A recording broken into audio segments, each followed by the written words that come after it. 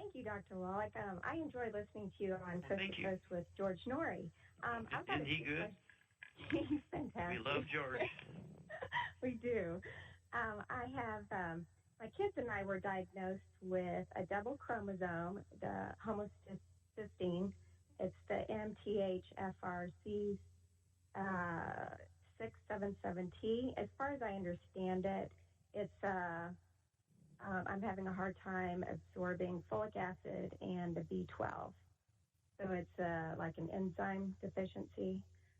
But the one that's mostly impacted is my 21-year-old daughter, and she also was diagnosed with the paraoral dermatitis. And so she has the double chromosome plus that, and she's having some pretty serious flare-ups with her throat swelling or face swelling whenever she's in contact with like a steroid cream or dextrose or soy or gluten or oils. Mm-hmm. And it's really impacting her quality of life. And stop there. Yes. We got a handful here, right? So how much do you weigh?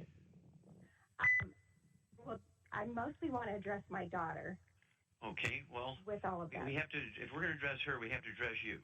Okay, first. Okay, wonderful. I am 5'6", and I weigh 115. Okay, and what does she weigh, and how tall is she? She's 5'5", and she weighs 130. Okay, so about the same. All right. Now, do you have any skin problems? We break out around our mouth area. Okay, is it eczema, rosacea? What would it be called? It's more like a blistery thing. Okay, we used to call that impetigo when I was a kid. Okay. All right, and let's see here. Okay. Charmaine? Hello, Charmaine. Okay. I'm here, Earth to Duck.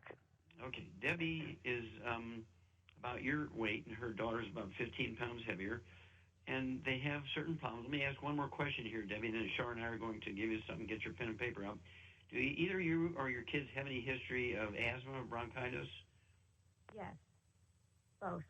All the kids and you? Yes. Okay, Charmaine, what's the problem here? They have a gluten intolerance. Absolutely, drop-dead gluten intolerance. Yep. And so what kind of diet would you put them on? Obviously a gluten-free diet. Yep, and no fried foods and processed meats and oils and glutens, right? No wheat, brown, rye, oats. Exactly. And then when people have a hard time absorbing B12, even if you eat 5 pounds of it, you can't absorb it. There is a cofactor called the intrinsic factor that binds onto the B12 and requires an acid environment to actually help you absorb B12. So what enzyme supplement would you give to help acidify the stomach environment so it can maximize the absorption of B12? The ultimate enzyme. Yeah, the ultimate enzyme is very good. It does have stomach acid in it. Yep. Your weight, you can take one of those, say 2 minutes before each meal, a couple ounces of water. That's going to help acidify the stomach. You can also salt your food. We have a wonderful salt that goes along with our, let's see here, is part of our herbal and spice division.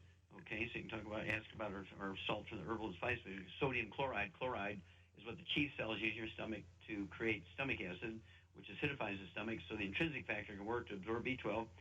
And what supplement would you add to all their diets, Charmaine, to make sure they're getting B12?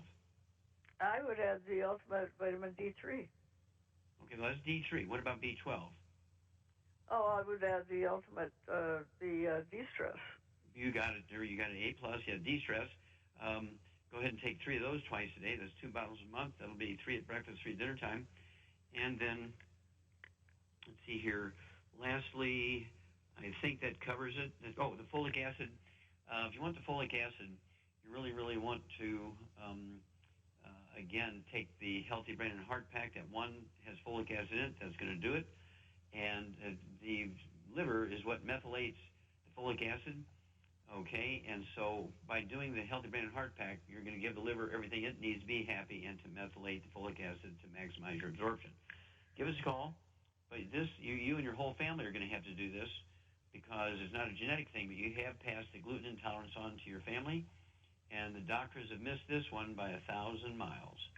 Okay, So each of you and your kids, and particularly the girls, because they will pass it on to their children. It's not a genetic thing, but it is generational because of the gluten intolerance. It is reversible, but they're gonna have to stay on the gluten-free diet, none of the bad foods, and the 90 cents of nutrients, plus all the secret sauces for life. This is 90 for life, not until they feel better.